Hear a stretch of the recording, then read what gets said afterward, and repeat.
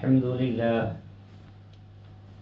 لله نحمده ونستعينه ونستغفره ونؤمن به ونتوكل عليه ونعوذ بالله من شرور أنفسنا ومن سيئات أعمالنا من يهده الله فلا مضل له ومن يضلله فلا هادي له ونشهد أن لا إله إلا الله وحده لا شريك له ونشهد أن سيدنا محمدا عبده ورسوله وصلى الله عليه وعلى آله وصحبه وسلم تسليما كثيرا كثيرا أما بعد قال الله تبارك وتعالى في كتابه الكريم وما محمد إلا رسول قد خلت من قبله الرسل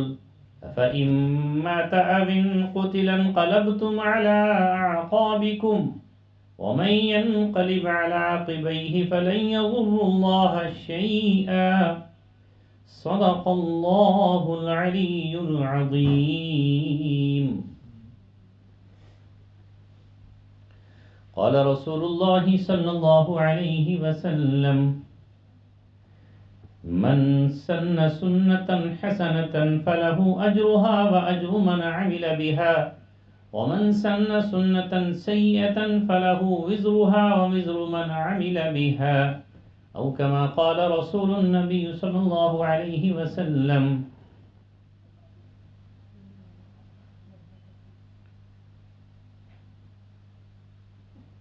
اجل نے نہ کسرا ہی چھوڑا نہ دارا اجل سے سکندر سا فاتح بہارا.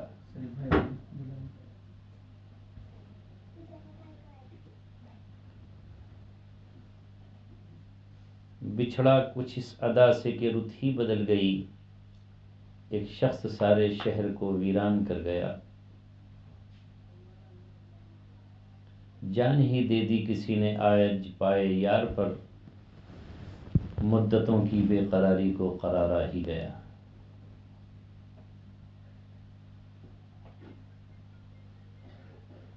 بہنوں، بیٹیوں، ماؤں، پیارے بچوں، نوجوان دوستوں، بزرگوں،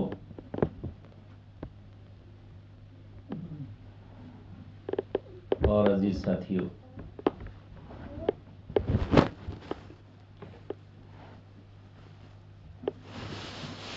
اللہ تعالیٰ نے اس دنیا میں اپنی حکمت اور اپنی مشیت سے خوشی اور غم، راحتیں اور تکلیفیں، مشکلات اور آسانیاں بالکل ایسے ہی پیدا فرمائی ہیں جیسے صبح اور شام، دن اور رات، سردی اور گرمی، اجالا اور اندھیرا. جس طرح دن اور رات کے بغیر یہ کائنات باقی نہیں رہ سکتی، اسی طرح خوشی اور غم کے بغیر بھی یہاں انسان رہ نہیں سکتا. یہ اللہ کا ایک بنایا ہوا نظام ہے، اسے نہ کوئی بدل سکتا ہے نہ اسے کوئی ختم کر سکتا ہے. اس سے پہلے ہم کتنی مرتبہ اس گھر میں، اس محلے میں خوشیوں کے موقعوں پر بھی آئے، اور آج یہ ایک ایسی گھڑی ہے کہ جو ہم میں سے ہر شخص افسردہ ہے، غمزدہ ہے، مایوس ہے. ذہنوں میں برسوں کی یادیں ہیں.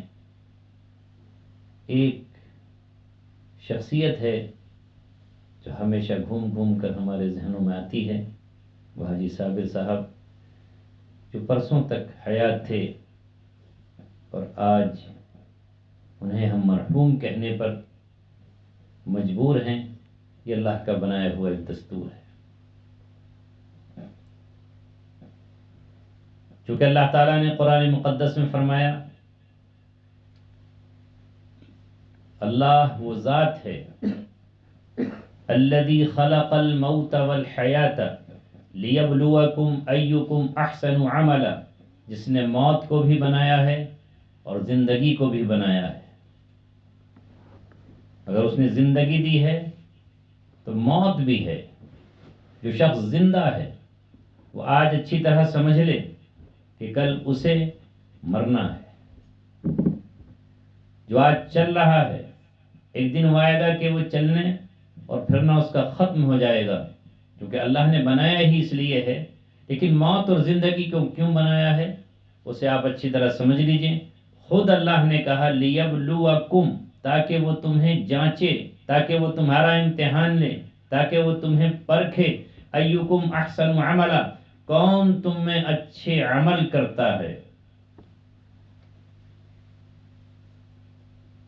ایک ایک چیز قرآن کی غور کرنے کے قابل ہوتی ہے.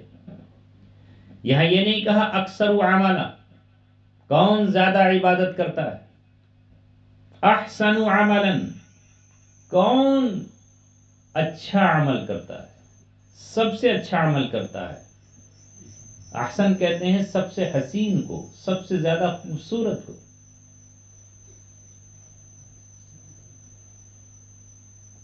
تو احسن عملا، اللہ کے یہاں اعمال کی کثرت نہیں دیکھی جائے گی، بلکہ اللہ تبارک و تعالیٰ کے یہاں حسن دیکھا جائے گا، کوالٹی دیکھی جائے گی، اوریجنل کتنا ہے یہ دیکھا جائے گا، پیورٹی کتنی ہے یہ دیکھا جائے گا، وہ عمل خالص کتنا ہے یہ دیکھا جائے گا.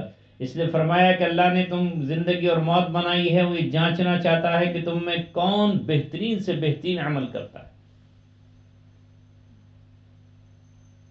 اور سب سے حسین عمل وہ ہے جو شریعت کے مطابق ہو. پچھلی امتوں نے عبادت کو یا اللہ تبارک و تعالیٰ کی پرستش کو اپنی خواہشات کے مطابق ڈھالا اور اسے عبادت سمجھنے لگے.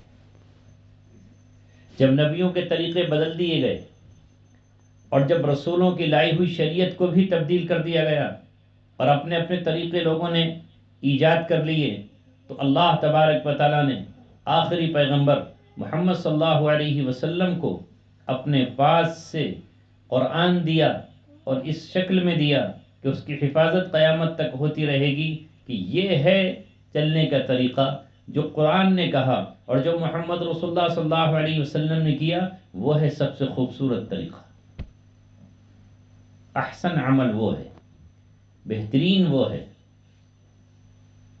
تو میں عرض یہ کر رہا تھا کہ ہم آج ایک غم کی مجلس میں ہیں، اسے عربی میں تعزیت کہا جاتا ہے.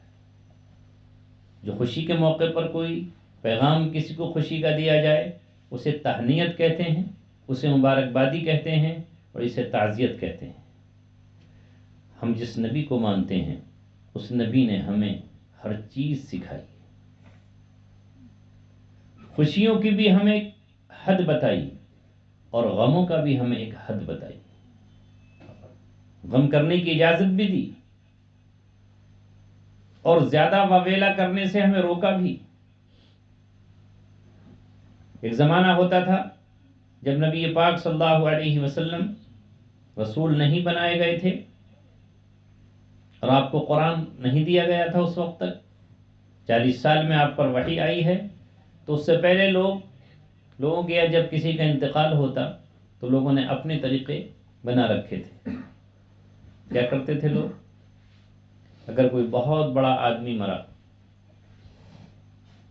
تو اس کا بڑائی ثابت کرنے کے لیے کرائے پر رونے والیاں لاتے تھے. اور یہ مشہور تھا کہ فلاں آدمی کو 3 مہینے تک اس کے لیے لوگ روئے. فلاں کے لیے اس نے کہا اچھا فلاں کے باپ کا 3 مہینے رویا گیا تو میں 4 مہینے تک رلاؤں گا. کرائے پر عورتیں بیٹھی ہوتی، ان کو مزدوری دی جاتی. جب کوئی گھڑ سوار یا اونٹ سوار یا کوئی قافلہ گزرتا، دور سے گرد و غبار دیکھ کے وہ رونا شروع کر دیتی، آنکھوں سے آنسو چھلکتے ان کے. اور پھر پوچھتے بھائی کیا ہوا یہاں؟ ارے آپ کو نہیں معلوم، ایک بہت بڑا آدمی یہاں مر گیا تھا۔ بھائی کب سے رویا جا رہا ہے؟ 4 مہینے ہو گئے اس کو روتے ہوئے۔ تو اگلا اس پہ پھر فخر کرتا، وہ کہتا کہ میں 6 مہینے رلاؤں گا، اس سے اگلا فخر کرتا، وہ کہتا 7 مہینے تک، اور یہ سب فرضی ہوتا۔ نبی کریم صلی اللہ علیہ وسلم جب تشریف لائے تو اللہ تبارک و تعالیٰ نے آپ کو اور آپ کی امت کو ایک ضابطہ دیا، کہا کہ بس کوئی شخص اپنی کسی عزیز کی موت پر، کسی قریبی کی موت پر، چاہے وہ کتنا ہی قریبی ہو، 3 دن تک کا بس سوگ کر سکتا ہے، اس سے زیادہ کا نہیں۔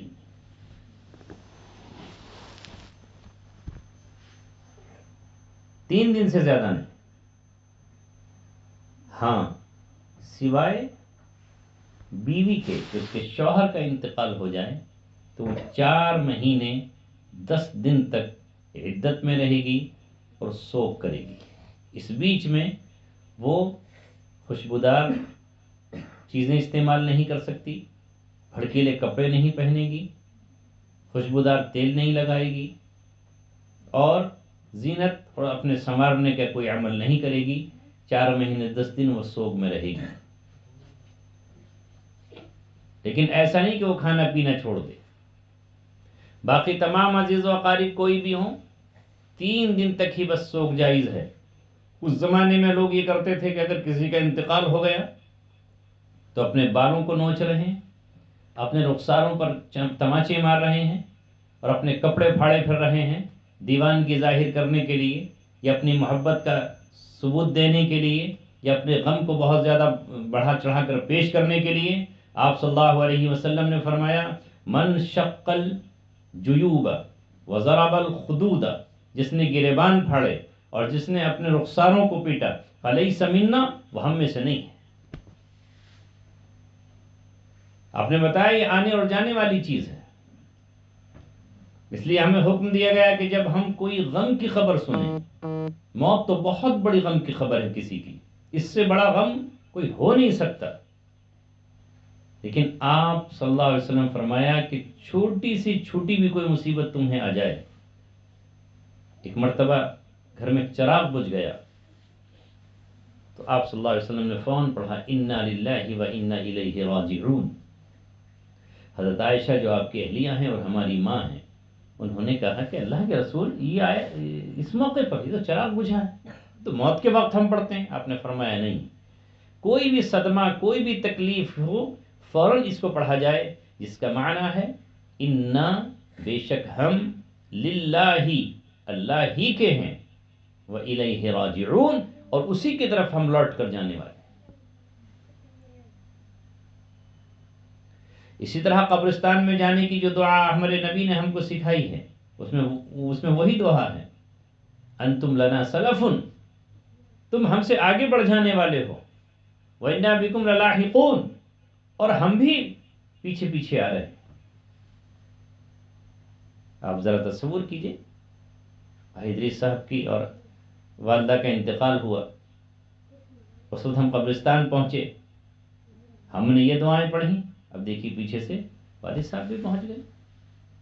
ہمارے رامپور میں ابھی ہمارے عزیز تھے، 10-15 دن پہلے 15 بھی نہیں ہوں گے، 10 دن پہلے ان کا انتقال ہوا، اور اس کے بعد ہی کل ان کی بہن بھی چلی گئی پیچھے سے۔ بس یہ آگے اور پیچھے ایک سلسلہ ہے جو جا رہا ہے۔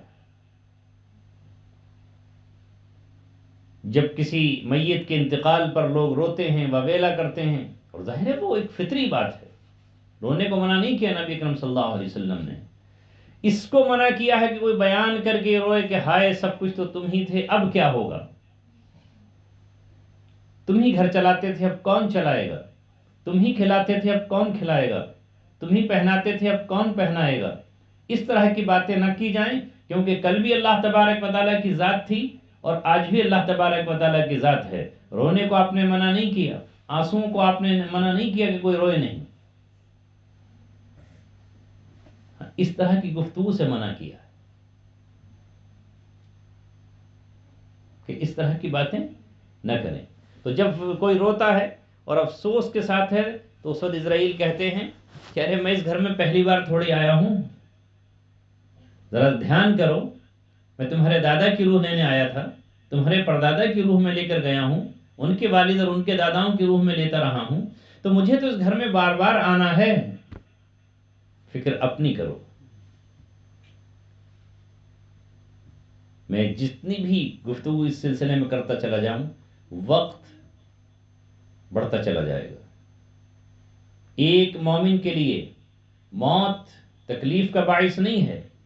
الموت جسر، موت ایک پل ہے، یوصل الحبیب الی الحبیب، ایک حبیب ادھر ہے، دوسرا حبیب ادھر ہے، اور یہ موت بیچ کا پل ہے۔ جس طرح ندی کے پار اگر ہمارا کوئی عزیز، کوئی محبوب کھڑا ہوا ہے، تو جو اس پل کے جب تک ہم پار نہیں کریں گے وہ ہمیں مل نہیں سکتا۔ اس لیے موت کے پل کو پار کیے بغیر اللہ تبارک و تعالی یہ جنت میں کوئی جا نہیں سکتا، اس سے تو گزر کے جانا ہے۔ کل نفس ذائقۃ الموت، ہر جاندار کو موت کا مزہ چکھنا ہے۔ اذا جاء اجلهم لا يستأخرون ساعة ولا يستقدمون، جب ان کی کا وقت اجل آ جائے گا، ایک مقررہ مدت جو اللہ نے ہمیں دنیا میں دی ہے، وقت آ جائے گا تو نہ وہ ایک گھڑی پیچھے ہٹ سکیں گے، نہ ایک گھڑی آگے بڑھ سکیں گے، اور اس وقت پکڑ لیے جائیں گے۔ اس لیے ضروری ہے کہ انسان اپنی زندگی میں اپنے آخرت کے گھر کی تیاری کر رہے، نہیں پتا ہوتا کب پکڑے گا۔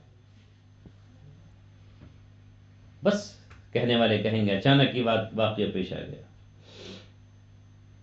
اس کی زندگی کی مثال میں آپ کے سامنے رکھتا ہوں۔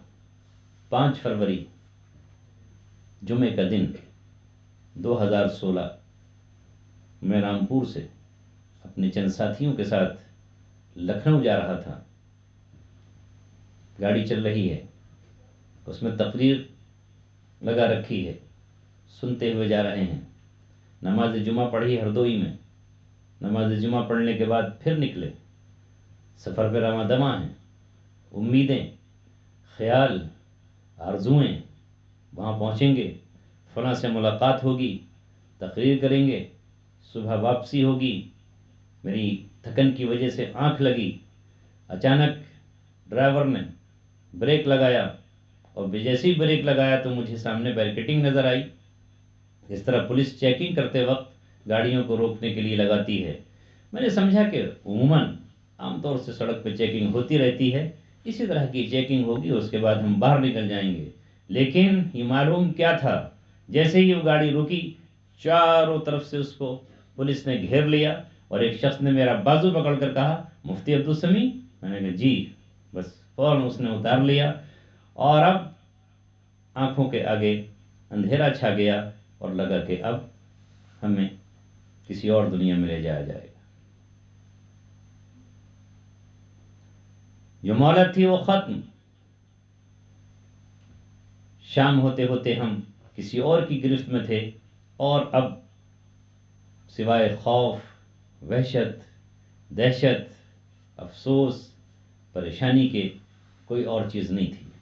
اس وقت مجھے یاد آیا کہ بالکل یہی معاملہ اس وقت ہوتا ہے کہ جب انسان کہیں چل رہا ہے، سفر کر رہا ہے، اچانک ملک الموت آتے ہیں اور آ کر کہتے ہیں کہ آپ کے لیے حکم آیا ہے کہ میں آپ کی روح کو قبض کروں، اور وہ لے چلتے ہیں۔ اس وقت انسان بس بے بس ہو کر نہ کچھ کہہ سکتا ہے، نہ کچھ بول سکتا ہے، ان کے ساتھ اسے جانا پڑتا ہے۔ اور پھر وہاں حساب کتاب شروع ہوگا، جس کو ریمانڈ کہتے ہیں۔ 17 دن وہ حساب ہوتا ہے۔ نام بتائیے، باپ کا نام، دادا کا نام، پردادا کا نام، ماں کا نام، دادی کا نام، نانی کا نام، کب پیدا ہوئے، بھائی کتنے ہیں، بہنیں کتنی ہیں، بیوی کہاں ہے، کیا کرتے ہو، کیا چیز ہے، وہ سارے سوالات جو آخرت میں ہم سے ہونے ہیں۔ اس وقت آدمی سوچتا ہے، میں لمبی تفصیل نہیں بتا رہا، لیکن اس وقت میں یہ سوچتا تھا کاش جو مجھے اس وقت تمام سوالاتوں کے جواب دینے پڑ رہے ہیں، میں نے اپنے گاؤں کے مکان سے صرف اپنے باپ کی طرح کھیت تک کا 1 کلومیٹر کا سفر طے کیا ہوتا، مسجد سے اور کھیت سے مسجد۔ کاش میں شہروں میں نہ گیا ہوتا جو مجھے آج حساب دینا پڑ رہا۔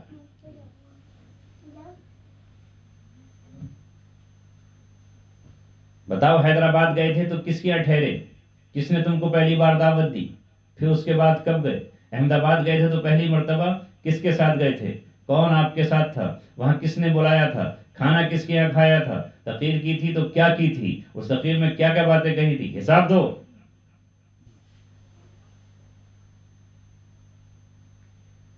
پڑھنا کی تو کہاں کہاں کی؟ کس عمر میں پڑھنے کے لیے بیٹھے تھے؟ 5ویں کلاس تک کہاں پڑھا؟ اس کے بعد کہاں پڑھا؟ اس کے بعد کہاں پڑھا؟ پڑھانے والے استاد کون تھے؟ پھر آپ نے جو ہے پڑھنے کے بعد پھر کیا کیا؟ پڑھانے کے لیے گئے تو وہاں گئے تو وہاں حساب دو۔ تنخواہ کتنی تھی؟ یہ کتنی تھی؟ بتاؤ۔ مکان کتنے ہیں؟ زمین کتنی ہے؟ جائیداد کتنی ہے؟ یہ بتاؤ۔ آمدنی کیا ہے یہ بھی بتاؤ۔ خرچ کہاں کیا ہے یہ بھی بتاؤ۔ بالکل قیامت کا منظر۔ مجھے اس وقت یاد آیا کہ احمد آباد میں ایک مولانا عبداللہ صاحب ہوا کرتے تھے، آج وہ دنیا میں نہیں ہیں۔ جب وہ لوگوں سے ملاقات میرے ساتھ کرتے تو اس وقت بار بار ان کی زبان سے بات نکلتی کہ ہم نے تو قیامت کے منظر دنیا ہی میں دیکھ لیے۔ تو میری سمجھ میں نہیں آتی تھی اس وقت یہ بات۔ میں سمجھتا کہ شاید یہ پٹائی کے تعلق سے بات کر رہے ہیں کہ ہم اتنا پٹ گئے یا ہماری پٹائی ہوئی، اس کو بیان کر رہے ہیں۔ اس وقت مجھے احساس ہوا کہ وہ جو یہ بات کرتے تھے کہ ہم نے تو قیامت کے منظر یہی دیکھ لیے، وہ قیامت کے منظر سے یہی تھا کہ سارا حساب یہی دینا ہے۔ تو میں نے عرض کیا کہ بار بار میں سوچتا کاش میں معروف نہ ہوا ہوتا، کاش میں اتنا مشہور نہ ہوا ہوتا، کاش میں اتنا بڑا خطیب نہ ہوا ہوتا، تو مجھے آج حساب کیوں دینا پڑتا؟ کیونکہ اب یہی تو مسئلہ ہے کہ حساب دینا پڑے گا، تو پھر لمبا حساب دینا پڑ رہا ہے۔ میرے سامنے ایک چھوٹا سا لڑکا تھا 20-21 سال کا، وہ آرام سے کھڑا ہوتا تھا، اس سے حساب کتاب نہیں ہو رہا ہے کیونکہ وہ کہیں گیا ہی نہیں ہوگا، تو کیا حساب ہوگا اس سے؟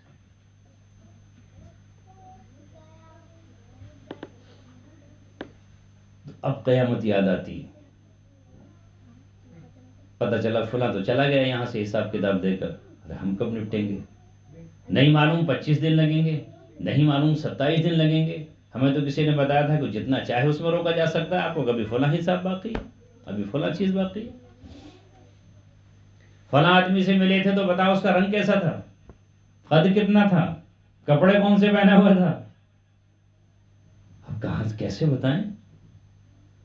یہی سوالات کل ہم سے قیامت میں ہوں گے۔ یہی وجہ ہے کہ آج تو یہاں انسان تمنا کرتا ہے کہ میں بڑے سے بڑا رئیس بن جاؤں، بہت بڑا مالدار بن جاؤں۔ ہر شخص تمنا کرتا ہے کہ میں بادشاہ بن جاؤں، کس کی تمنا نہیں ہوتی کہ میں وزیر بن جاؤں؟ اور کل قیامت میں جب یہ آئے گا مرحلہ کہ جو غریب لوگ ہیں وہ 500 برس پہلے، وہ قیامت کے 500 برس پہلے جنت میں چلے جائیں گے، اور امیر حساب دیتے دیتے رہ جائیں گے۔ عبد الرحمن بن عوف رضی اللہ تعالیٰ عنہ جو بہت بڑے صحابی ہیں، اور ان 10 صحابیوں میں ان کا نام ہے کہ جنہیں دنیا ہی میں اللہ کے رسول نے ایک مجلس میں جنت کی بشارت سنائی تھی۔ اس میں کہا تھا ابوبکر فی الجنہ، وعمر فی الجنہ، وعثمان فی الجنہ، وعلی فی الجنہ، اس میں وہ بھی ہیں۔ آپ صلی اللہ علیہ وسلم نے فرمایا کہ عبد الرحمن بن عوف حساب کتاب میں گھرے رہے اور گھٹنوں کے بل چل کر جنت میں گئے۔ جبکہ وہ کیسے لوگ تھے؟ آج لوگ بڑے آرام سے کہہ دیتے ہیں میاں مال کمانا بھی تو منع تھوڑی ہے، قرآن میں حرام تھوڑی ہے، اسلام میں ناجائز تھوڑی ہے، لیکن حساب تو دینا پڑے گا۔ لا تزال قدم ابن آدم عن موضع حتى يسأل عن 5۔ کل قیامت میں انسان کے قدم اپنی جگہ سے جنبش نہیں کر سکتے ہیں، ہل نہیں سکتے ہیں، جب تک 5 سوالوں کے جواب نہ دے دیے جائیں۔ جیسے ہم ریمانڈ سے جا نہیں سکتے تھے جب تک پوری زندگی کا اس وقت تک کا حساب نہ دے دیں، اور حساب بھی ایسا کہ جھوٹا کر دیا تو پھر خیر نہیں ہے۔ بہت سا کچھ حساب تو معلوم ہے۔ تو وہاں بھی اللہ کے رسول نے فرمایا 5 سوال ہر شخص سے ہونے ہیں، قدم ہل نہیں سکتے، اپنی جگہ پر کھڑا رہے گا۔ نمبر 1 عن حیات فیما افنا، پہلے زندگی کا حساب دو، کہاں گزاری، کہاں گزاری زندگی؟ آج تو بڑے شوق سے لوگ دیوانے ہیں کھیلوں کے، کھیل اور کھلاڑی کے. کوئی کھیل جو صحت کی اچھائی کے لیے ہو جائز ہے، لیکن بس اسی حد تک.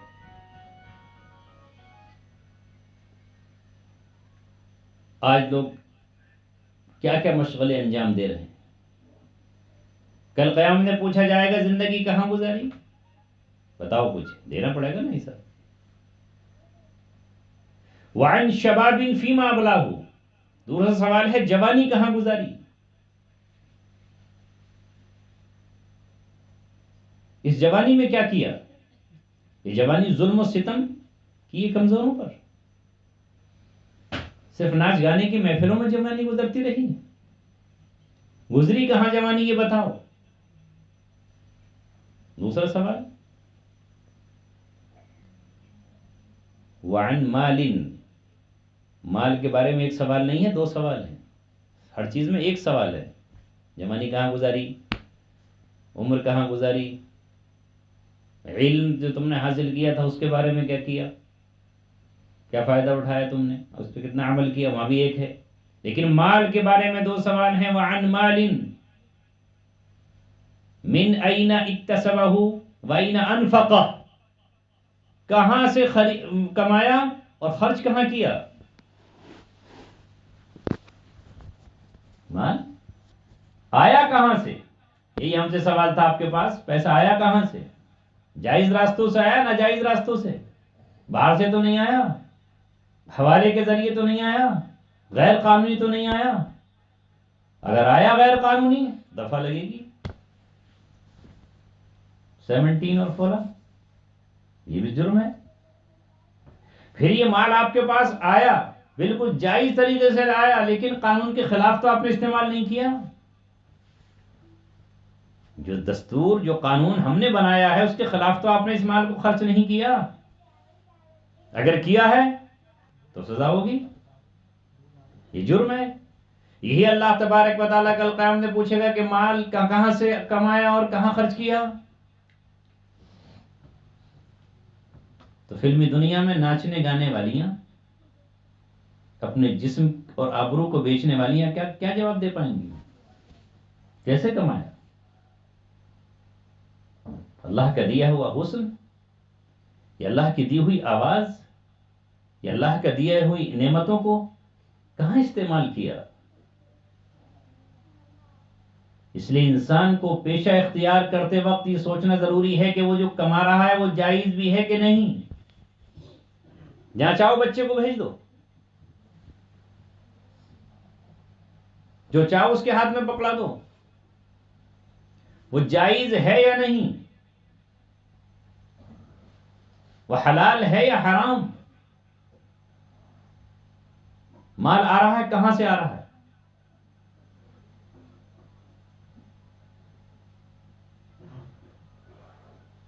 کسی کو دغا دے کے مال کمایا، جھوٹ بول کر کمایا، وہ الگ گناہ ہے. ایک مسئلہ ہے کہ مال ہی حرام ہے.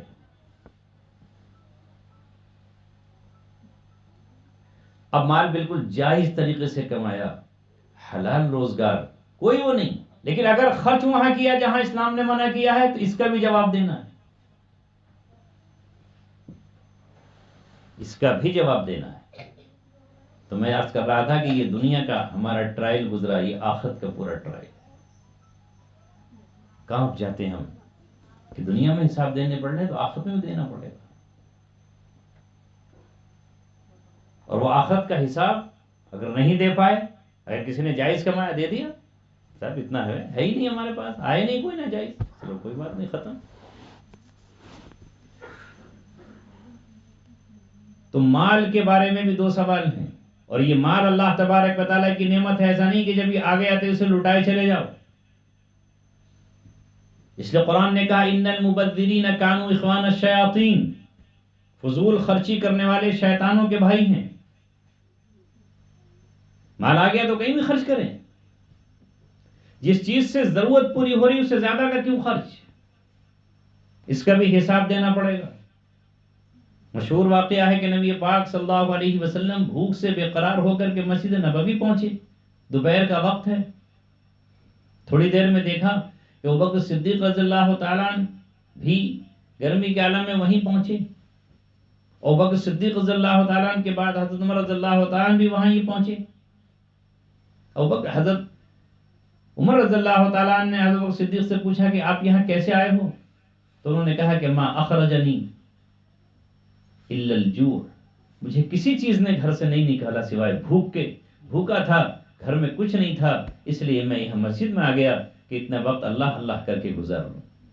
وہی بات حضرت عمر رضی اللہ تعالیٰ عنہ نے کہی، ما اخرجنی من البیت الا الجوع، مجھے گھر سے سوائے بھوک کے کسی نے نہیں نکالا۔ پھر ان دونوں نے رسول پاک صلی اللہ علیہ وسلم سے سوال کیا، اللہ کے رسول آپ تو بتائیے کہ سخت دوپہری کے عالم میں اس ٹھیک دھوپ کے موقع پر آپ مسجد میں کیوں آئے ہیں؟ تو آپ نے وہی فرمایا، واللہ ما اخرجنی الا ما اخرجتکما، اسی چیز نے مجھے نکالا ہے جس چیز نے تم دونوں کو یہاں نکالا، یعنی ان کے گھر میں بھی کچھ نہیں۔ غربت کا یہ عالم ہے، غریبی کا یہ حال ہے، پھر آپ صلی اللہ علیہ وسلم انہیں لے کر کسی ایسے صحابی کے مکان پر پہنچے جہاں امید تھی کہ وہاں کچھ کھانے کو مل جائے گا۔ ان صحابی کے یہاں پہنچے، وہ خوش ہو گئے۔ خوشی کیسے نہ ہوگی؟ آج کے دور میں بھی ایک دیندار آدمی کے یہاں آج کے زمانے کا ٹوٹا پھوٹا کوئی عالم پہنچ جائے تو اس کی سمجھتا ہے میرے گھر میں خوشیاں آ گئیں، وہ خوش ہو جاتا ہے، بھاگتا دوڑتا ہے بیچارہ، یہ لے آؤں وہ لے آؤں ناشتے کے لیے،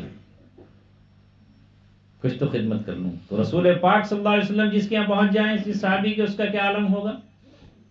وہ جلدی سے گئے، کھجور کے درخت پر چڑھے، کھجوریں توڑ لی کچی پکی اور لا کے آپ کو پیش کر دی، اور اس کے بعد پھر وہ محبت میں خوشی میں آگے بڑھے کھانا تیار کرنے کے لیے۔ تو رسول اکرم صلی اللہ علیہ وسلم کو یہ ڈر تھا کہ کہیں یہ اپنی بکری ذبح نہ کر ڈالے میری محبت میں، اور چونکہ وہ زمانہ اتنی غریبی کا تھا کہ بعض گھروں میں صرف بکری ہی ہوتی اور اسی کے دودھ سے بچے پلتے تھے، تو آپ نے اس وقت فوراً اس صحابی کو روکا اور کہا کہ خبردار، دودھ پیتی ہوئی بکری کو ذبح مت کر ڈالنا، کبھی اپنے بچوں کی بھی جو ہے پریشانی کھڑی کر دو۔ تو انہیں روکا۔ آپ صلی اللہ علیہ وسلم ان میں سے نہیں تھے کہ آپ کہتے ہاں بھائی کئی دن سے نہیں کھایا ہے، بکری ہی ذبح کر ڈالو، پھر کھائیں گے بیٹھ کر کے، دعوتیں اڑائیں گے، نہیں۔ پھر وہ کہیں سے گوشت لائے اور وہ کھانا بنا، اس کے بعد آپ نے اس میں سے روٹی کا ٹکڑا لیا، اس میں گوشت کا ٹکڑا لپیٹا اور لپیٹ کر یہ کہا کہ جاؤ یہ ٹکڑا فاطمہ کے گھر میں دے آؤ، واللہ لم تذق منذ 3 دن سے فاطمہ نے بھی کچھ نہیں کھایا۔ اور جب کھانے سے فارغ ہوئے تو نبی اکرم صلی اللہ علیہ وسلم نے فرمایا، قرآن کی آیت پڑھی، ثم لتسألن یومئذ عن النعیم، اس دن تم سے نعمتوں کے بارے میں سوال کیا جائے گا۔ حضرت عمر رضی اللہ تعالیٰ عنہ کی آنکھ سے آنسو چھلک آئے اور رو کے فرمایا، اے اللہ کے رسول، اتنی سخت بھوک کے بعد ہم نے یہ روٹی کے ٹکڑے کھائے ہیں اور ہمیں کھانا ملا ہے، اس کا بھی ہمیں حساب دینا ہوگا۔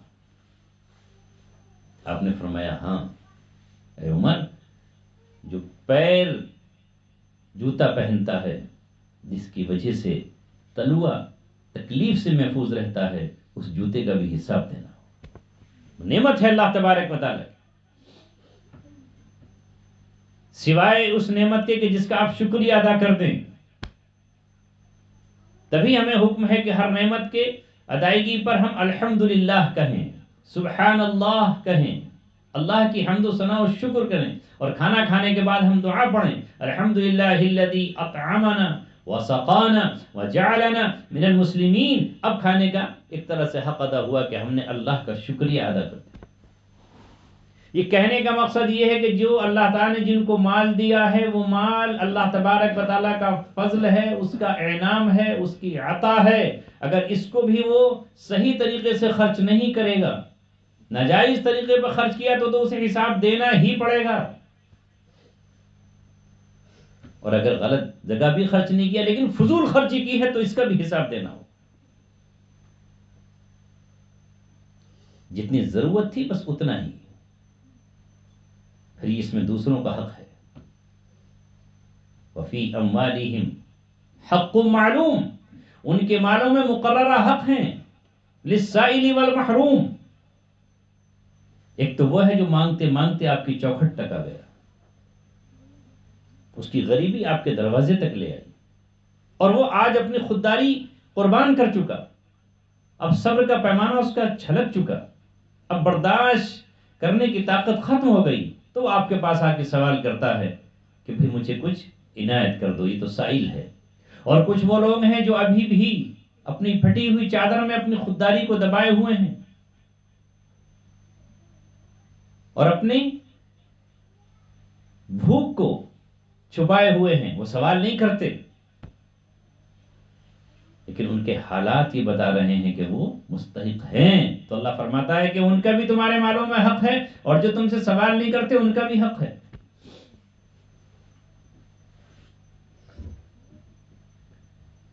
قرآن کہتا ہے کچھ ایسے لوگ بھی ہیں تعریفہم بسیماہم اغنیاء، تم ان کی پیشانیوں کی سے سمجھتے ہو کہ یہ غنی ہیں. لا يسألون الناس الحافا، وہ لوگوں سے لپٹ کر چپٹ کر سوال نہیں کرتے، وہ بھی تمہارے مالوں کے مستحق ہیں. تو یہ مال اللہ نے دیا ہے، بقدر ضرورت خرچ ہو اپنی ضروریات پر، کوئی ضرورت رکے نہیں، اور اس کے علاوہ جو مال بچے وہ اللہ تبارک و تعالیٰ کے یہاں اپنی آخرت کے طور پہ جمع کر دو، کل وہ تمہارے کام آئے گا. یہ ہے صدقہ. اسی سے ایک لفظ ہے صدقہ جاریہ.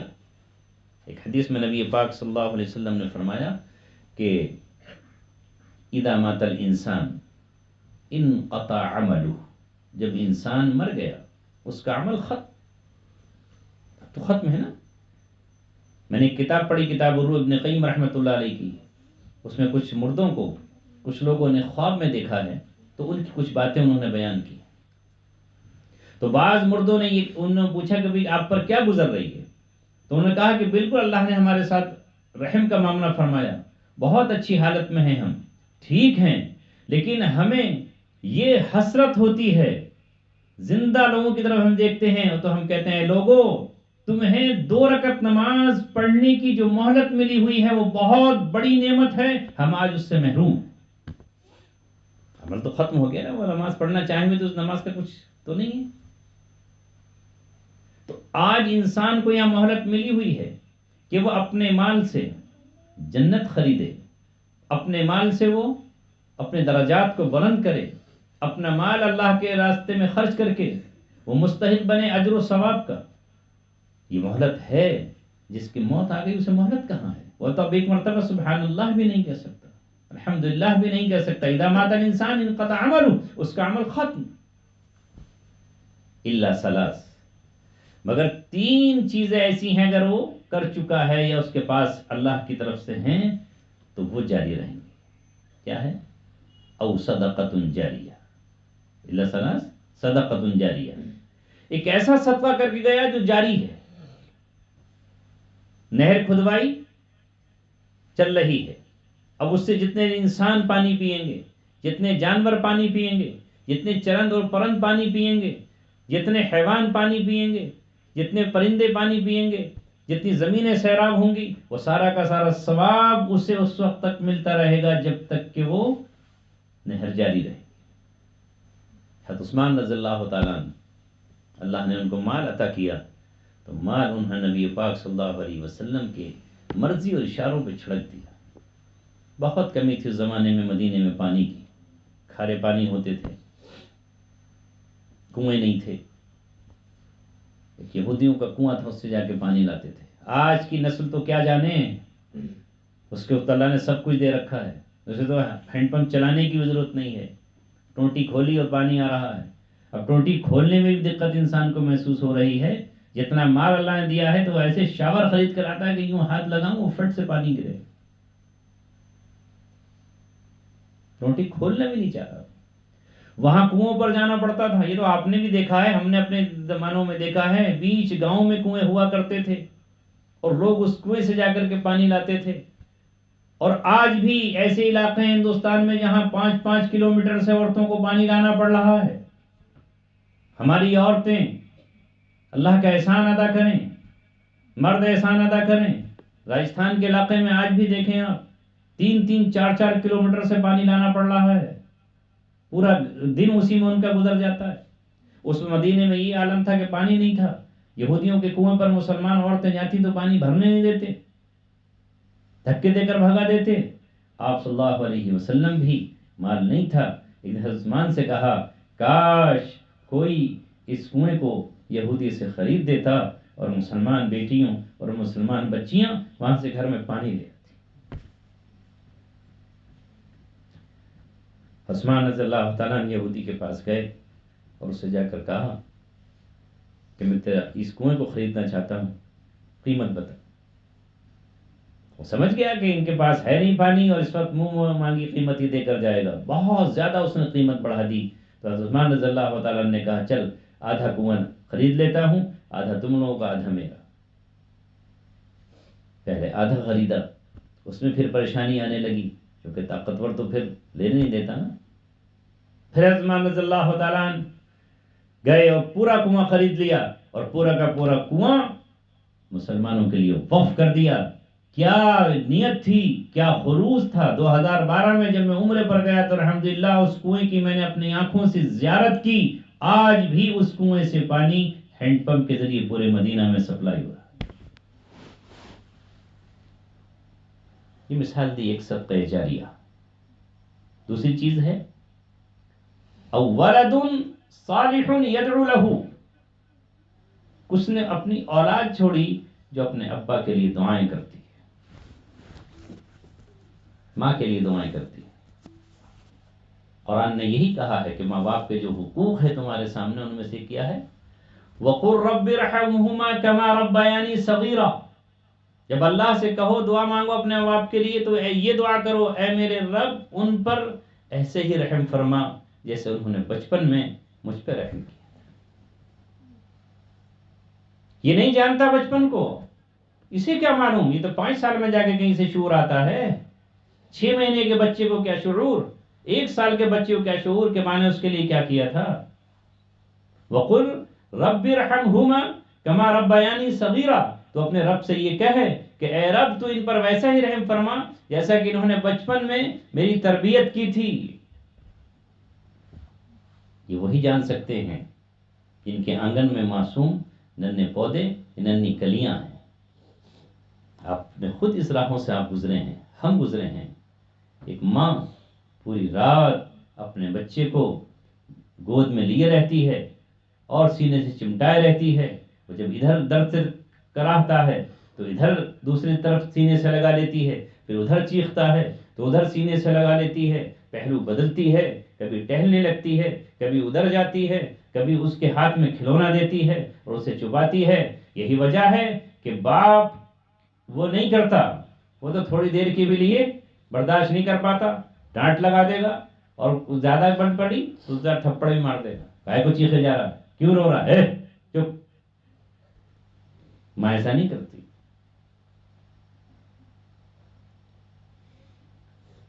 پوری پوری راتیں اس کی گزرتی ہیں. تبھی اللہ نے اپنے نبی سے کہلوایا کہو ان الجنت تحت اقدام الامہات, جنت ماؤں کے قدموں کے نیچے. قرآن میں 3 مقام پر غالباً اللہ تعالیٰ نے ماں باپ کے ساتھ حسن سلوک کا حکم دیا. وَبِالْوَالِدَيْنِ إِحْسَانًا, کیونکہ ان کا بہت بڑا احسان ہے. تو اب اس سے بہتر دعا کوئی بندہ کر ہی نہیں سکتا تھا. اسے اس کا بچپن بھی یاد دلا دیا. باپ تو دوا کو ٹالتا رہتا ہے, کوئی بھی ہو, چلو لے جائیں گے, بھی کام میں لگا ہوں. مگر جب وہ دیکھتی ہے ایک بیوی کہ میرا شوہر نہیں وہ ہو رہا تو خود اپنے سینے سے لگا کر اپنے بچے کو لے کے اکیلی چڑھ دوڑتی, بھاگ پڑتی ہے ڈاکٹر کے پاس, حکیموں کے پاس. کہ ایسا نہ ہو کہ ننھی سی جان ہے, یہ پھول کملا نہ جائے. پھر جب وہ بیوی نکل ہی جاتی ہے تو چاروں ناچار شوہر بھی ساتھ چل پڑتا ہے کہ چلو بھائی ٹھیک ہے. اور کتنی راتیں تو ایسی گزرتی ہیں کہ شوہر کو باپ کو پتہ ہی نہیں چلتا کہ پوری رات اس بچے نے ماں کو اس حال میں رکھا. ظاہر اس کا مقام بھی وہی ہے, اس کا درجہ بھی وہی ہے. تو میں عرض یہ کر رہا تھا کہ اللہ کے رسول نے فرمایا او ولد صالح, اگر یہ صالح اولاد ہے, یدعو لہو, کیسے اپنے باپ کے لیے دعا نہیں کرے گی؟ وہ دعا کرتا ہی رہے گا. انبیاء نے اپنے والدین کو دعا میں شامل کیا ہے. رب اغفر لی ولی والدی, اے اللہ میری مغفرت کر دے اور میرے ماں باپ کی مغفرت کر دے. نوح علیہ السلام کی بھی یہی دعا ہے, ابراہیم علیہ السلام کی دعا ہے. ماں باپ کو فراموش نہ کیا جائے. تو یہ اولاد جتنا بھی دعا کرے گی یہ صدقہ بڑھتا چلتا رہے گا. اور تیسری چیز ہے او علم ینتفع بہ الناس, کوئی علم اس نے ایسا چھوڑا جس سے لوگ ایک وقت تک فائدہ اٹھا رہے ہیں, تو جب تک اس سے فائدہ اٹھاتے رہیں گے تب تک وہ ثواب اس کو پہنچتا رہے گا. تو انسان اولاً یہ کوشش کرے کہ اپنی زندگی میں ان تینوں کاموں میں حصہ لے. اولاد کی صالح ہونے کی دعا کرے, فکر کرے, مال اپنا صدقہ جاریہ میں کہیں نہ کہیں لگاتا رہے, اور کوئی علمی ایسا مشغل چھوڑ جائے جس سے فائدہ ہو. تو اب دنیا سے رخصت ہونے کے بعد بالکل ایسا ہے جسے ہم اس مرحلے سے گزر کر آئے ہیں کہ جب جیل میں ملاقات کا انتظار رہتا. بس مت پوچھئے, جس کی ملاقات آتی اس کے لیے وہ عید سے بڑھ کر عید کا دن ہوتا کہ آج ہم سے کوئی ملنے آ رہا ہے. اور جن قیدیوں کی ملاقاتیں نہیں آتی وہ حسرت بھری نظروں سے دیکھتے کہ ان کی ملاقات آئی ہے, ان کی ملاقات آتی ہے. وہاں ہر شخص وہ صاحب عزت ہے جس کی زیادہ سے زیادہ ملاقات آتی ہے, اور لوگوں کو لگتا ہے کہ بھئی ماشاءاللہ ان سے محبت کرنے والے موجود ہیں. تو ایسے ہی اس دنیا سے نکل کر عالم برزخ میں پہنچ جانے والے کو یہاں سے انتظار رہتا ہے کہ اب ہمارے لیے کون کیا بھیج رہا ہے. اس کا نام ہے ایصال ثواب. وہ اولاد کر سکتی ہے اور اس کے عزیز و اقارب کر سکتے, انہیں کرتے رہنا چاہیے کیونکہ وہاں انتظار ہے. لوگوں نے خواب میں دیکھا ہے مردوں کو کہ جن کا کچھ پہنچتا ہے وہ وہاں سے چننے اور حاصل کرنے آتے ہیں, اور جن کے لیے کوئی کچھ کرنے والا نہیں ہوتا تو بیچارے وہ مایوس بیٹھے رہتے ہیں. کہنے کو بہت ساری باتیں ہیں, مگر چونکہ ہم ایک گھر کے افراد بیٹھے ہیں یہاں, کوئی باہر کا شخص نہیں ہے. اللہ تبارک و تعالیٰ جس پہ فضل فرماتا ہے اس کو دین کی توفیق دیتا ہے, دینداروں سے محبت دیتا ہے. ورنہ دنیا میں ایسے لوگ بھی ہیں کہ آپ دیکھ رہے ہیں کہ کوئی بھنڈیلوں سے محبت کرتا ہے, اس کے یہاں بچہ پیدا ہوا تو بھنڈیلے بلا کے لا رہا ہے. کوئی ہجڑوں سے محبت کرتا ہے, انہیں نچوا رہا ہے. کوئی رنڈیوں سے محبت کرتا ہے, اب میں بولتا نہیں مگر سمجھانے کے لیے بولنا پڑ رہا ہے, ان کو بلا کے لاتا ہے. ارے اللہ نے تجھے نعمت دی بیٹی یا بیٹا, اور پھر تو کر کیا رہا ہے؟ تو بلا کے کن کو لا رہا ہے جن پر 24 گھنٹے خدا کی لعنت برس رہی ہے؟ اللہ نے تجھے یہ نعمت عطا فرمائی. قرآن کہتا ہے یہب لمن یشاء اناسا ویہب لمن یشاء الذکور, اللہ جسے چاہتا ہے لڑکے ہی لڑکے عطا دیتا ہے, اور جسے چاہتا ہے لڑکیاں ہی لڑکیاں دیتا ہے, اور جسے چاہتا ہے اللہ تبارک و تعالیٰ دونوں عطا فرما دیتا ہے. ومن یجعلہ عقیما, اور جسے چاہتا ہے اللہ مانج کر دیتا ہے. اللہ ان سے پوچھی جن کی اولاد نہیں ہے, ساری دنیا کی دولت کہیں گے ہم سے لے لو, بس ایک اولاد دے دو. تو اتنی بڑی نعمت دی اور پھر اس وقت تو کرا کیا رہا ہے؟ کن کو بلا رہا ہے؟ اور کچھ وہ خوش نصیب ہیں جو اس موقعوں پر علماء سے رابطہ کرتے ہیں, قرآن پڑھنے پڑھانے والوں سے رابطہ کرتے ہیں, اور جا کے پوچھتے ہیں کہ ہمیں پیارا سا اچھا سا کوئی قرآن اور حدیث کا نام بتا دو, کسی نبی اور صحابی کا نام بتا دو. اور وہ اس موقع پر کوشش کرتے ہیں کہ اللہ نے جو ان کو دیا ہے ہم نبی پاک کی سنت عقیقہ ادا کر لیں. پھر عقیقہ کرتے ہیں اس بچے کا, اور جائز طریقے سے اس کی پھر سنتوں کا اہتمام فرماتے ہیں. یہاں سے برکتوں کا دور شروع ہوتا ہے اور وہاں سے وہ ہوتا ہے. پھر جب یہ اولاد جیسی آپ تربیت کرتے ہیں ویسی اللہ تبارک و تعالیٰ چلاتا ہے. یہ سلسلہ جاری رہتا ہے. یہ ہمیں سب سے پہلے سوچنا ہے. میں اس گھر کے ان تمام افراد کو جو یہاں بیٹھے ہیں اس نعمت کا احساس دلانا چاہتا ہوں کہ اللہ نے آپ کو بہت بڑی نعمت عطا فرمائی. مرحوم حاجی صابر صاحب جو ہم سب کے والد کا درجہ رکھتے ہیں، اللہ نے ان کو کتنی خوبیوں سے نوازا اور پھر کیسی برکت عطا فرمائی. آج ذرا دیکھیں، یہ سب ان کی نسل ہے. یہ ان کا وہ درخت ہے جس کی شاخوں پر مختلف قسم کے پھول کھلے ہوئے ہیں اور ہر ایک کی خوشبو اور ہر ایک کی رنگت الگ ہے. بیٹوں سے اللہ نے نسل شروع کی، بیٹیوں سے نسل شروع کی، نواسے نواسے، پوتے پوتیاں، پھر ان کی اولادیں، بیٹیوں کی اولادیں، بیٹوں کے عزیز و اقارب و رشتہ دار. یعنی دیکھیے پورا ایک کیسا سلسلہ ہے. اور اب اتنے لوگ، اب اللہ تعالیٰ ان نسلوں کو آگے بڑھائیں گے، ان سے بھی سلسلہ شروع ہوگا. صبح قبرستان میں ان کا ایک خاندان جا رہا ہے. پہلے ان کے بیٹے جاتے ہیں، پھر بیٹوں کی اولادیں جاتی ہیں، انہی کے ساتھ ان کی بیٹیوں کی اولادیں جاتی ہیں. کتنی انہیں خوشی ہو رہی ہوگی. اور بیچارے کچھ ایسے بھی ہیں کہ جن کو دفن کرتے وقت ہم نے اپنے رامپور جیسے علاقے میں دیکھا ہے کہ بیٹا اس قابل بھی نہیں بیٹے کہ وہ باپ کی نماز جنازہ پڑھ سکیں. نماز جنازہ بھی امام صاحب کو پڑھانی پڑتی ہے. یہ بہت بڑی نعمت ہے. لیکن یہ سب آتا ہے قربانیوں کے بعد. قربانی دینا پڑتی ہے. آج حضرت فاطمہ رضی اللہ تعالیٰ عنہ کا اتنا مقام کیوں ہے؟ جیسے میں نے ابھی عرض کیا کہ وہ فاقے سے ہیں، لیکن فاطمہ وہ بیٹی ہے نبی پاک صلی اللہ علیہ وسلم کی کہ ان کے گھر پر اگر کسی یہودی نے بھی دستک دے دی تو وہ بھی خالی ہاتھ نہیں. مانگنے والے اگر کہیں جاتے تو ہاشم گھرانے پر جاتے. وہ جانتے تھے کہ ہاشمی گھرانے سے خالی ہاتھ واپس نہیں لوٹیں گے. فقیر بھی اسی گھر پہ جاتا ہے جہاں اسے ملتا ہے. جب کہیں کسی کو کچھ نہیں ملتا تو فاطمہ کے ہاں چلے جاتے. اور حضرت علی کا بھی وہی مزاج تھا. قرآن کریم کی آیت سنا کے اپنے بات مکمل کر دوں گا. وَيُطْعِمُونَ الطَّعَامَ عَلَى حُبِّهِ مِسْكِينًا وَيَتِيمًا وَأَسِيرًا. اور وہ کھلاتے ہیں کھانا اس کی محبت میں، اللہ کی محبت میں.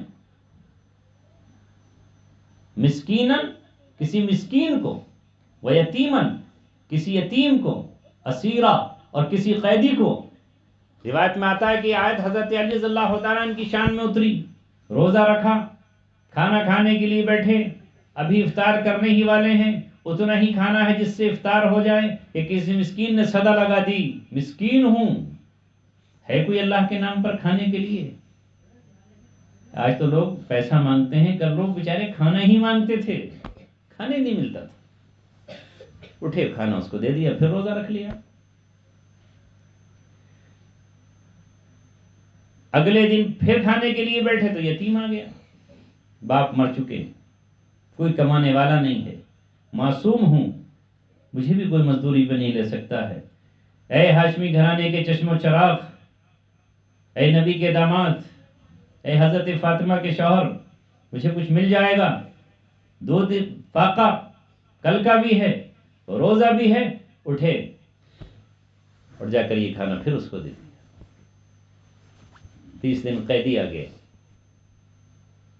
قید میں رہا، کھانے کچھ نہیں ملا. دل تڑپ رہا ہے کہ اچھا عمدہ کھانا مل جائے، کیونکہ قیدیوں کو ہمیشہ ہر دور میں دھکا اس لیے جاتا ہے انہیں. حضرت علی اٹھے، آج ایک قیدی آ گیا. کوئی اور ہوتا تو کہتا کوئی بات نہیں، اب تو قید میں سے نکل ہی آیا نا، کھا لینا. وہ کھانا اس کو دے دی. اس پر اللہ تبارک و تعالی نے خوش ہو کر قیامت تک کے لیے اس آیت کو حضرت علی کی شان میں نازل فرما دیا. وَيُطْعِمُونَ الطَّعَامَ عَلَى حُبِّهِ مِسْكِينًا وَيَتِيمًا وَأَسِيرًا. اور اس کی محبت میں وہ لوگ ہیں جو کھانا کھلاتے ہیں یتیموں کو بھی اور مسکینوں کو اور قیدیوں کو. یہ قربانیاں حضرت علی حضرت فاطمہ نے دیں، اس لیے اتنا اونچا اور بلند مقام ان کا ہے. ان کی اولاد نے قربانیاں دی. کون نکلا کربلا میں؟ فاطمہ کے لخت جگر ہیں، فاطمہ کا گھرانہ ہے جو دین اسلام کی حفاظت میں اٹھا ہے. لاکھ دنیا کچھ کہے لیکن حضرت حسین اور حضرت حسن اور ان کی اولادوں کا مقام اتنا اونچا اللہ نے بلند کیا ہے، ان کی محبتیں اتنی بلند کی ہیں کہ رہتی دنیا تک انہیں فراموش نہیں کیا جا سکتا. وہ قربانیاں ہیں. ہم آج یہاں اس لیے جمع ہوئے ہیں کہ گھر میں جب بڑے ہوتے ہیں، باپ ایک بڑے درخت کی مانند ہوتے ہیں، ماں ایک ایسے درخت کی مانند ہوتی ہے. میں نے بارہا کہا ہے کہ ماں کے آنچل میں سب چھپ جاتے ہیں. بہت بڑا ہمارے لیے ایک ذریعہ ہوتی ہے، سب اس کی طرف آ جاتے ہیں. ناراضگیاں ہوتی ہیں پھر ماں بلا لیتی ہے، آپس میں اختلاف ہوتے ہیں پھر باپ جمع کر لیتے ہیں. لیکن جب یہ چیز اٹھتی ہے تو بس وہی گھرانے بچتے ہیں جنہیں اللہ نے نیکیوں سے صلاحیتوں سے نوازا ہے، ورنہ گھر کے گھر بکھر جاتے ہیں. آج یہاں چونکہ آپ سب بھائی بہنیں ان کی اولادیں موجود ہیں، میں بھی آپ کے خاندان کا آپ کے تعلق کی وجہ سے آپ سے رشتہ قائم ہوا، تو آپ نے ایسی اپنائیت دی، ایسی اپنائیت دی کہ مجھے کہنے کی ضرورت نہیں ہے، اس کے اظہار کی ضرورت نہیں ہے کہ اللہ نے آپ کے گھر کا ایک فرد ہی مجھے بنا دیا.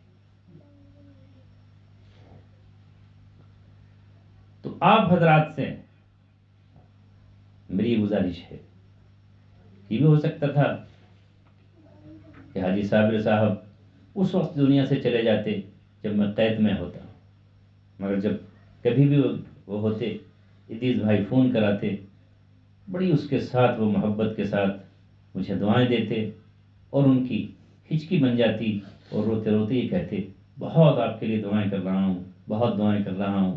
یقیناً وہ لمحہ آیا کہ ان کی سب اولادیں مجھے لینے کے لیے، آپ ہی کا گھر تھا، اس کے سوا میری اپنی بیوی اور بیٹے کے کسی کو ساتھ نہیں مل سکی کہ وہ استقبال کے وہاں کھڑے.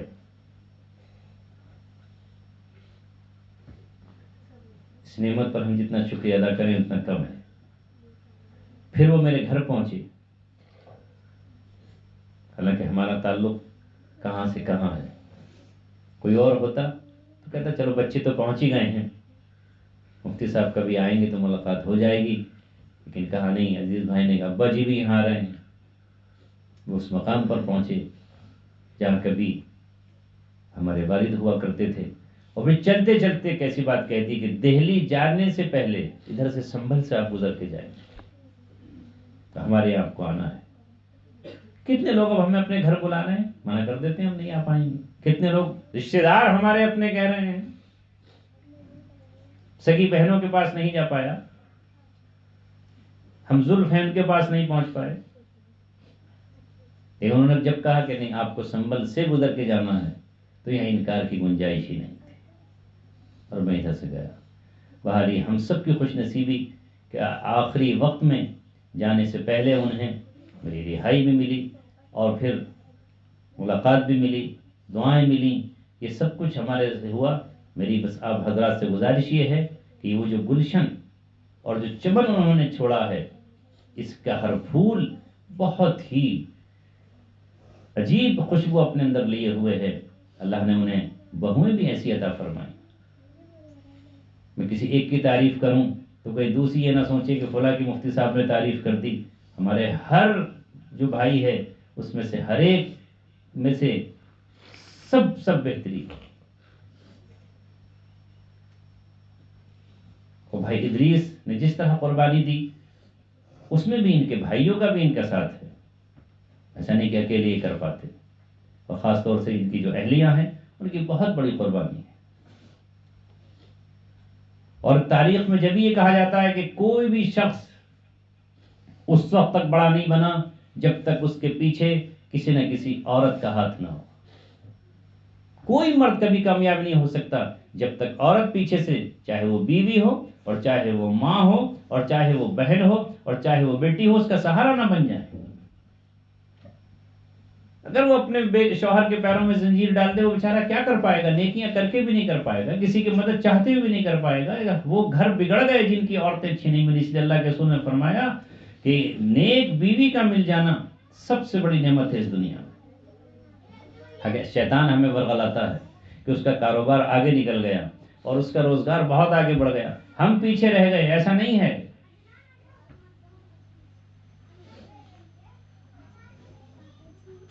یہ اللہ تبارک و تعالیٰ کی بہت بڑی عطا ہے کہ وہ کسی کا مال قبول کر لے اور کسی کی جان قبول کر لے۔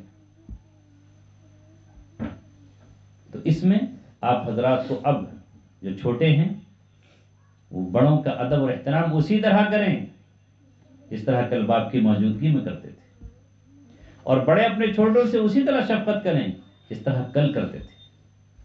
زمانہ مثال دے کہ سبحان اللہ ایسا گھرانہ ہونا چاہیے، کیونکہ پھر بڑوں کے سائے میں ننھے منھے درخت یہ پھر کل بڑے درخت بنتے ہیں۔ اچھے گھرانے کے رشتے اچھے آتے ہیں، ایسے گھرانے ہیں جہاں لڑکیوں کے رشتے نہیں آتے اور بیچاریوں کی جوانیاں ڈھل گئیں، اور جو اچھے لوگ ہیں وہ ان کے جوان ہونے کے وقت سے پہلے پہلے لوگ اچھے گھرانوں میں پہنچ جاتے ہیں۔ اس کا خصوصی خیال رکھیں۔ اسی طرح ایک بات اور کہوں کہ اللہ تعالیٰ کی طرف سے روزی کی تقسیم ہے، ہماری اپنی نہیں ہے۔ نحن قسمنا بینہم معیشتہم، ہم نے تقسیم کی ہے ان کی معیشت۔ ہم میں سے کسی کی ذہن میں یہ بات نہیں آئے کہ یہ محنت کر لیتا تو مالدار ہو جاتا، یہی اس طرح ہو جاتا۔ اللہ نے کہا ہم نے خود تقسیم کی ہے۔ کیا بات ہے کہ ایک بھائی غریب ہے دوسرا بھائی مالدار ہے؟ کیا بات ہے کہ ایک بہن بہت اچھے گھر گئی ہے کسی سیٹ کے یہاں اور دوسری روزانہ پریشان ہے؟ یہ امتحان ہے ہمارا۔ اللہ چاہتا سبھی کو رئیس و دولت مند بنا دیتا۔ غریبی میں بھی امتحان ہے اور امیروں کا بھی امتحان ہے۔ مولانا الیاس صاحب رحمۃ اللہ علیہ، جن کا آپ سب نام جانتے ہیں، وہ بیمار رہتے تھے، پڑھائی کے زمانے میں بھی کمزور بھی تھے، اور ان کے دوسرے بھائی تھے وہ صحت مند بھی تھے اور پیسے بھی اچھے تھے۔ تو ان کے والد یہ کہا کرتے تھے کہ بھائی تم جو کماتے ہو اس چھوٹے بھائی پہ خرچ کر دیا کرو، اس کی طرف سے دل میں کبھی خیال مت لانا کہ یہ کچھ نہیں کرتا۔ پھر حدیث پڑھی انہوں نے، انما ترزقون بضعفائکم، تمہیں رزق دیا جاتا ہے تمہارے کمزوروں کی وجہ سے۔ تمہارے جو کمزور ہیں ان کی وجہ سے اللہ تعالیٰ تمہیں رزق دیتا ہے۔ تو بھائی اللہ نے کمزور یا بیمار اس لیے بنایا ہے کہ اللہ تمہارا امتحان لینا چاہتا ہے کہ اس کی مدد کرو گے کہ نہیں۔ جس طرح اللہ تعالیٰ معصوم بچوں کو کمزور بناتا ہے تو رزق ان کی مقدر سے ہی تو اترتا ہے۔ ہم سوچتے ہیں ہمارے مقدر سے نہیں، وہ جو بچہ ہمارے گھر میں کمزور ہے جو ابھی کما نہیں سکتا، اس کے مقدر کا بھی رزق اللہ تبارک و تعالیٰ ہمیں عطا کرتا ہے، اور ہم سمجھتے ہیں کہ ہم کھلا رہے ہیں اس بچے کو، نہیں، وہ اپنا رزق لے کر آ رہا ہے۔ تو اس طرح اگر ہمارے بھائی یا بہنوں میں سے ہمیں کوئی کمزور نظر آ رہا ہے تو اس کا حق اس لیے نہیں بنتا کہ آپ یہ سوچیں کہ نہیں یہ تو بڑا، اس کی تو زبان بڑی دراز ہے اس لیے مدد نہیں کریں گے۔ اگر یہ ہماری خوب تعریفیں کرے اور ہر جگہ ہماری تعریف کرے تب ہم دیں گے تو پھر مطلب ہی کیا ہوا؟ یہ تو رشتے کی بنیاد پر اس کا حق ہے، یہ تو بھائی ہونے کی بنیاد پر حق ہے، بہن ہونے کی بنیاد پر حق ہے کہ ہم اس کی امداد و نصرت کریں۔ جس طرح وراثت اس بنیاد پر نہیں ملے گی کہ کوئی نیک اولاد ہے تو اسے زیادہ مل جائے اور کوئی بد ہے تو اسے کم مل جائے، وراثت برابر کی ملے گی، چاہے کوئی تہجد گزار ہو اور 9 وقت کی نماز پڑھتا ہو اور روزانہ تسبیح لیے ہوئے ہو، اور ایک وقت کی نماز بھی نہ پڑھتا ہو، صرف مسلمان ہو، دونوں سب کو برابر ملے گی۔ تو اسی طرح ہم یہ کبھی توقع نہ کریں کہ بھائی اس نے تو یہ کہہ دیا اور فلاں نے ایسا کر دیا۔ ہم اللہ تبارک و تعالیٰ کو شامل حال کر کے یہ سوچیں کہ اس کے پاس وہ نعمت نہیں ہے جو ہمارے پاس نعمت ہے۔ کسی کے کون نہیں چاہتا کہ اس کا شوہر اچھا ملے، اور کون نہیں چاہتا کہ اس کی بیوی بہت اچھی ملے، لیکن کسی کو اللہ نے ایسا شوہر دے دیا کہ وہ رات دن اپنی بیوی کو ستا رہا، اور کسی کو ایسی بیوی ملے گی وہ رات دن اپنے شوہر کو ستا رہی ہے، تو ہم اس پر خوش نہ ہوگا، اچھا ہوا، بہت زیادہ مجھ سے زبان چلایا کرتی تھی اب اللہ نے اس کا کر دیا کام، نہیں، بالکل نہیں۔ پتہ نہیں اللہ تعالیٰ کس طرح سے ہم کو آزما رہا ہے، کس طرح ہمارا امتحان ہے، اس لیے اللہ نے ہم کو ایسا بنایا۔ تو ہم اپنی آخرت کو پیش نظر رکھتے ہوئے ان سب کا اہتمام کریں، حقداروں کا حق ادا کریں، اور مل جل کر خوشیوں میں بھی ایک دوسرے کو شریک رکھیں اور غموں میں بھی ایک دوسرے کے ہم شریک ہوں۔ اس سے خوشیاں دوبالا ہو جاتی ہیں اور غم ہلکے ہو جاتے ہیں۔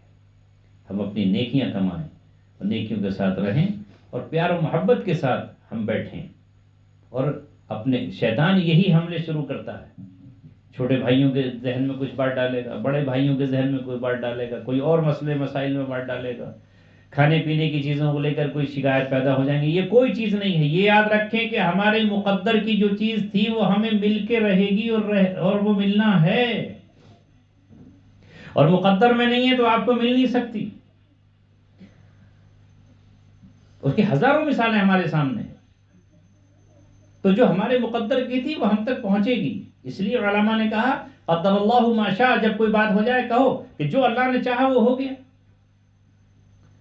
تو یہ میری آج کے بعد بھی نصیحت ہو سکتی ہے، مگر چونکہ اجتماعی موقع تھا، سب کے سب اس موقع پر جمع ہیں اور یہ غم کا موقع بھی ہے۔ والد صاحب کا حق یہ ہے کہ ہم زیادہ سے زیادہ ان کو ایصال ثواب کرتے رہیں، صدقہ جاریہ کی جو شکل بھی ہو وہ ہم اسے جاری رکھیں، اور اللہ تعالیٰ نے علماء کی اور اہل علم کی جو محبت آپ حضرات کے دل میں ڈالی ہے اس کو بھی آپ بدستور جاری رکھیں، اور دعاؤں میں بھی اپنی یاد رکھیں۔ انشاءاللہ ہم یہ امید کرتے ہیں کہ اللہ تعالیٰ آپ کے گھرانے کو قبول فرمائے گا۔ اس کی جیتی جاگتی زندہ مثال آپ نے دیکھا کہ کس طرح اللہ تعالیٰ نے ان کی مٹی کو عزیز کیا، بس 24 گھنٹے کی تکلیف محسوس کی انہوں نے، ورنہ لوگ برسوں برسوں اللہ معاف فرمائے 6 مہینے اسپتالوں میں رہتے ہیں، 3 مہینے اسپتالوں میں پڑے رہتے ہیں، نہ جانے کیا کیا ہوتا ہے۔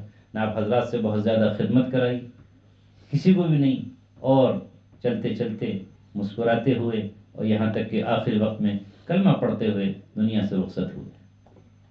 اور پھر جنازے میں آپ نے دیکھا کہ لوگوں کا کیسا ہجوم تھا۔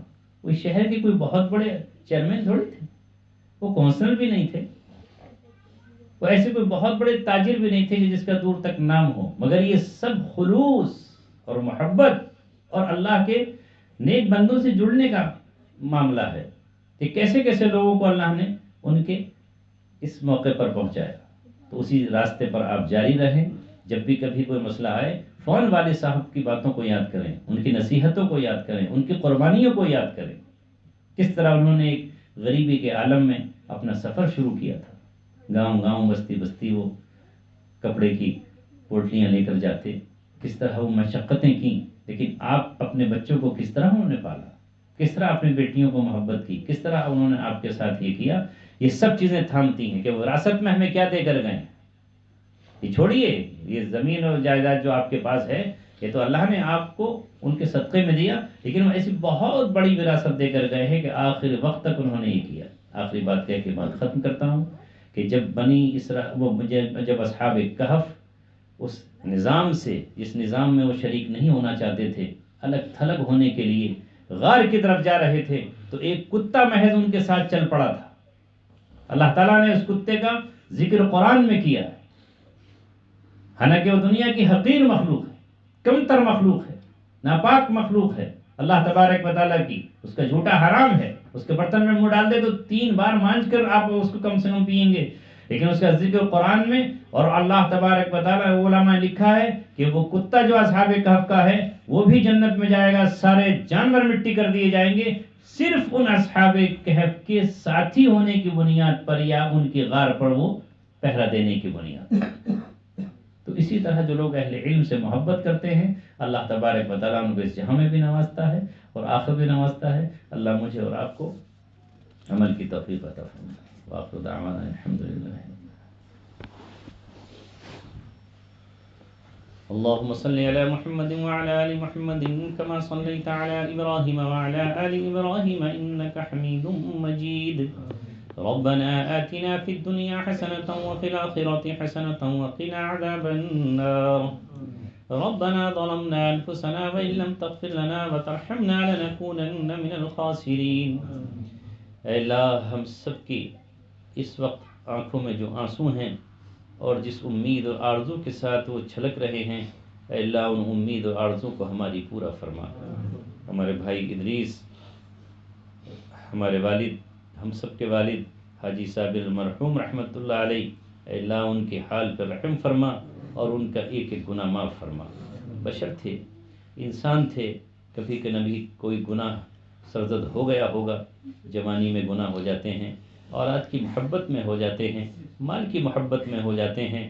اے مولا تو ہر چیز پر قادر ہے، اور رب کریم ان کے گناہوں کو معاف فرما، چھوٹی سے چھوٹی خطا معاف فرما دے، چھوٹی سے چھوٹا ان کا گناہ معاف فرما دے، اور بڑے سے بڑا گناہ بھی ان کا معاف فرما دے۔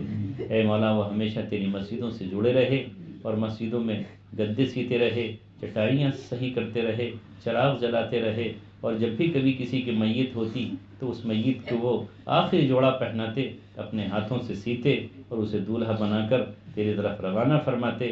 کل ہم نے انہیں دولہا بنا کر اللہ تیری طرف روانہ فرمایا ہے، ان کی قبر کو نور سے منور فرما، قبر کو نور سے منور فرما، اور مولا کریم ان کو وہاں پر راحت نصیب فرما، پل پر راحت نصیب فرما، جنت الفردوس میں ان کو اعلیٰ مقام نصیب فرما۔ اے مولا یہ تیرا خاص فضل تھا ان پر، یہ تیرا خاص رحم تھا ان پر، یہ تیری خاص عطا تھی ان پر، کہ ان کی تمام اولادیں، چاہے ان کی بیٹیاں ہوں یا بیٹے، ان کے داماد ہوں یا ان کے دیگر رشتہ دار، سب کو تو نے دین کی محبت سے نوازا ہے۔ ایک عالم نہیں، نہ جانے کتنے عالم ہیں جو ان کے دروں پر آتے ہیں، ان کے دروازوں پر آتے ہیں۔ تو نے ان کی اولاد سے علماء کی نصرت فرمائی، ان کی اولاد کو چہرے بھی اسلام کے نوازا۔ آج کے دور میں مالاتے ہی لوگ غلط راہوں پر چلے جاتے ہیں، لیکن یہ وہ بچے ہیں جو اپنی شرعی زندگی گزار رہے ہیں۔ اے مولا کریم اس گھرانے پر تا قیامت اپنی محبت کی نظر فرما، اور قیامت تک اس سے سلسلہ جاری فرما، نیکیوں کا، برکتوں کا، رحمتوں کا، ان کی نسلوں کو دین اسلام کے لیے قبول فرما، ان کے اس چمن کو اے مولا کریم دنیا رات چوگنی ترقی نصیب فرما، ان کی نسلوں کو قیامت تک جو آئیں گی دین کی آبیاری اور دین کی اشاعت کے لیے قبول فرما، ان کے پوتے پوتیوں اور ان کے نواسے نواسیوں اور ان کی نسلوں کو اے اللہ قرآن کی حفاظت اور دین کی اشاعت کے لیے قبول فرما، ان کی نسلوں سے قرآن کے قاری، حافظ، مولوی، عالم، داعی، مبلغ، غازی اے اللہ سب کچھ پیدا فرما۔ اے رب کریم، اے خالق کائنات، ہم آپ سے اتنا بڑا مجمع ان کی مغفرت کی دعا کرتا ہے، اللہ ان کی مغفرت کے فیصلے فرما، ہاں ان کی والدہ کی مغفرت کے فیصلے فرما، اور بھی ان کے جتنے عزیز و اقارب دنیا سے گزرے ہیں، دادا ہوں پردادا ہوں، اے اللہ جتنے بھی آبا و اجداد دین اسلام پر قائم تھے اور آپ کو ان کا اسلام معلوم ہے، ان سب کی مغفرت کے فیصلے فرما۔ اے رب رحیم، اے خالق کائنات، ان بھائیوں میں سے کچھ بھائی ایسے ہیں جن کے کاروبار کمزور ہیں، اے اللہ ان کو بھی دن دنیا رات چوگنی ترقی نصیب فرما، اور ہم سے کوئی اگر گناہ ہو رہا ہے، کوئی بے اعتدالی ہو رہی ہے، کہیں ایسی جگہ خرچ ہو رہا ہے جہاں تو خرچ کرنا جائز نہیں سمجھتا، تو مولا کریم اس طرف سے ہے ہمیں روک دے، اور اے اللہ اس سے ہماری حفاظت فرما، بد خرچی سے ہماری حفاظت فرما، غلط کاموں سے ہماری حفاظت فرما، گناہوں سے ہماری حفاظت فرما۔